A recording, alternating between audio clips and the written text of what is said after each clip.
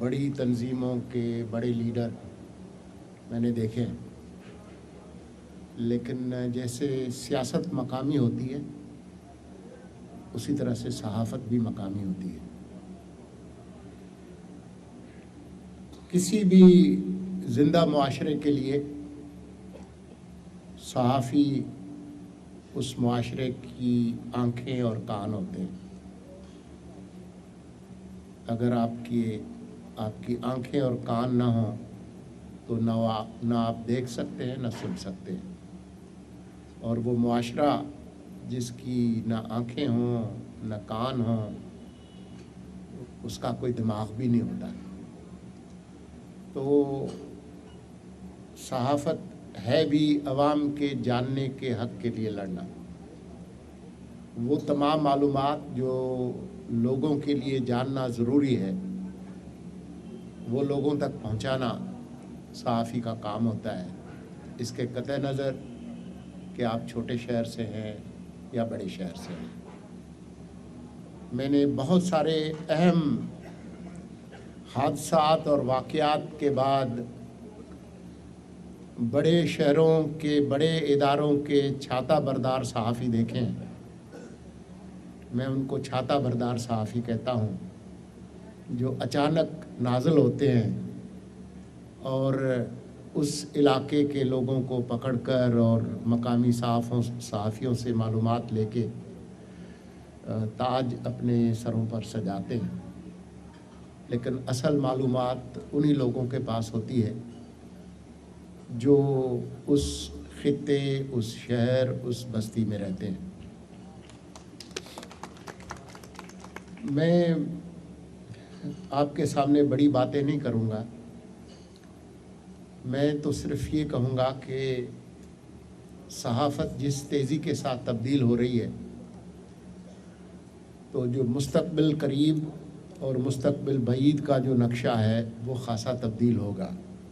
मुझे याद है कि जब मैं बच्चा था तो मेरे शहर में दोपहर के 1-2 बजे के बाद अखबार आते थे।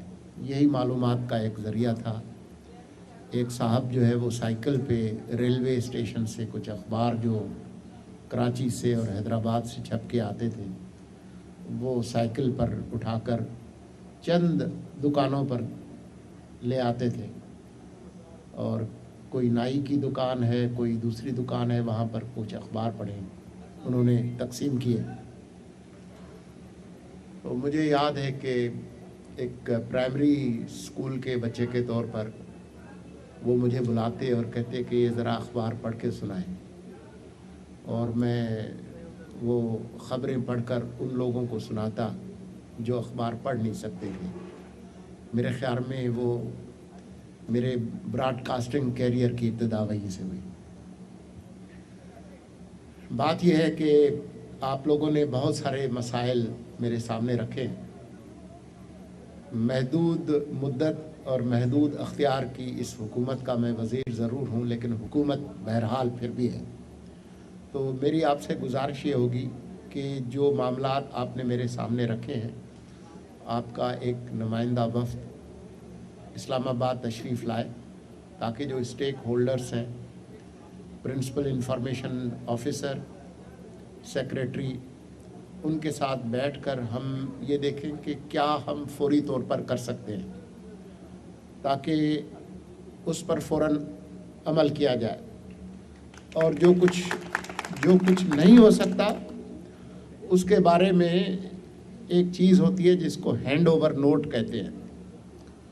वो जब 8 फरवरी को इंतखाबात हो जाएंगे और नई हुकूमत आएगी तो हम उनके हवाले करेंगे कि ये हम कर चुके हैं, ये करना बाकी है, ये हम आपके हवाले करके जा रहे हैं, ताकि बातें जो है वो कम हों और कुछ करके जो है वो किया जाए। जो छोटे शहरों के जो सहाफ़ी हैं, आपने उनके मसाइल रखे, उनके कॉन्ट्रैक्ट के मसाइल, उनकी तनख्वाह के, हर मसले का कोई ना कोई हल है। जिस तरीके से डिजिटल टेक्नोलॉजी तब्दील हो रही है, मेरे जहन में भी कुछ खाका है, कुछ हल हैं जो मैं यहाँ पर आपके सामने नहीं रख रहा। जब आप تشریف لائیں گے تو ہم اس پہ بات کریں گے، لیکن جو چیز ممکن ہے فوری طور پر، مثال کے طور پر ہمارے پاس ایک اکیڈمی ہے، پریس انفارمیشن سروس اکیڈمی، جو کہ صحافیوں اور صحافتی اداروں کی تعلیم اور تربیت کے لیے ہے۔ میں یہ چاہوں گا کہ وہ تعلیم اور استعداد کی سہولت جو کہ بڑے اداروں کے بڑے صحافیوں کے لیے موجود ہے، وہ آپ لوگوں تک بھی پہنچے۔ تو خصوصی قسم کی جو تربیتی ورکشاپس آپ کی استعداد کو بہتر کرنے کے لیے، آپ کی پروفیشنل تربیت کے لیے، نئی ٹیکنالوجی کے حوالے سے، وہ جہاں ممکن ہے کہ اسلام آباد میں جن لوگوں کو بلایا جا سکتا ہے ان کو اسلام آباد بلائیں، جن کو صوبائی دارالحکومتوں میں بلا سکتے ہیں وہاں بلائیں، جن کو ڈویژنل ہیڈ کوارٹرز میں بلا سکتے ہیں ان کو ڈویژنل ہیڈ کوارٹرز میں بلائیں، اور ٹرینرز کا ایک بڑا کوئی گروپ ہو جو کہ ان علاقوں میں جا کر آپ کے تربیت کا انتظام کریں۔ اور آج کے ڈیجیٹل ارینا کے اندر بہت ساری شکلیں ہیں تربیت کی اور استعداد کی، تو میرے ذہن میں بھی کچھ نقشے ہیں، جب آپ تشریف لائیں گے تو ہم ان پر بات کریں گے۔ آپ نے انشورنس کے حوالے سے بات کی ہے، تحفظ کے حوالے سے بات کی ہے، کچھ معاملات ایسے ہیں جیسے صحت کے ہیں، مقامی انتظامیہ کے ہیں، اس میں وفاقی حکومت صوبائی حکومتوں کے ساتھ مل کر بہت کچھ کر سکتی ہے۔ مجھے یاد ہے کہ پچھلی دفعہ میں لاہور میں تھا اور رات کے 2 بجے ایک ٹویٹ آیا کہ جی وہ سوات کے ایک صحافی ہیں، وہ جو ہے وہ اٹھا لیے گئے ہیں۔ تو صبح 4 بجے میں جا رہا تھا لاہور سے اسلام آباد، تو میں نے چیف منسٹر سے اور ہوم سیکرٹری کو کال کیا کہ بھئی یہ ذرا کیا معاملہ ہے۔ تو اچھی بات یہ ہے کہ دوپہر تک وہ خیریت کے ساتھ واپس بھی آ گئے تھے۔ تو اس طرح کے معاملات ہوتے ہیں، باوجود اس بات کے کہ جی صوبائی خود مختاری ہے، لیکن وفاقی حکومت کا بھی ایک اختیار ہے، ہم اس کو استعمال کریں گے۔ تو میری آپ سے یہی گزارش ہے کہ آپ اپنے اتحاد کو قائم رکھیں۔ اس سے کوئی فرق نہیں پڑتا کہ آپ چھوٹے شہر سے ہیں یا بڑے شہر سے ہیں، آپ کے پاس معلومات ہے اور معلومات ایک طاقت ہے۔ یہ جو میڈیا ہاؤسز ہیں ان کا جو حال ہے وہ آپ کے علم میں ہے، صرف آپ کے چھوٹے صحافیوں کی بات نہیں ہے۔ یہاں پر بدقسمتی سے بہت سارے میڈیا ہاؤسز جو ہیں وہ کچھ لوگوں کے جو بہت سارے کاروبار ہیں ان کو بچانے کے لیے ایک کاروبار ہے، وہ میڈیا ہاؤسز کے بجائے کلاؤڈ شاپس زیادہ ہیں، کہ آپ کے جو 50 دکانیں ہیں اس میں 51ویں دکان آپ نے میڈیا کی کھول لی ہے تاکہ 50 آپ کی دکانوں کا تحفظ کیا جائے۔ یہ صحافت نہیں ہے اور نہ یہ عوام کی خدمت ہے۔ تو اس حوالے سے ہمیں میڈیا میں بہت سارے اصلاحات کی ضرورت ہے۔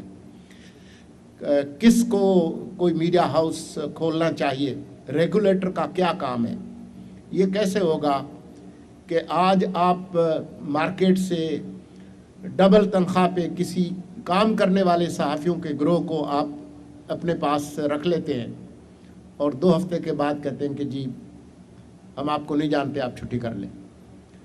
ان کے خاندان، ان کے مستقبل کو آپ خطرے میں ڈالیں اور مستقبل ان کا تباہ کریں۔ ریگولیٹر کا اس میں ایک اہم کردار ہے۔ تو میں آپ سے یہ گزارش کروں گا کہ جتنا جلد ہو سکے آپ کا نمائندہ وفد آئے اسلام آباد، تاکہ ہم اس مسئلے کے لیے کچھ ٹھوس فیصلے کریں اور وہ آپ تک پہنچے۔ اور یہ جو سلسلہ ہے اس سے کوئی فرق نہیں پڑتا کہ جی آپ کی کون سی تنظیم ہے،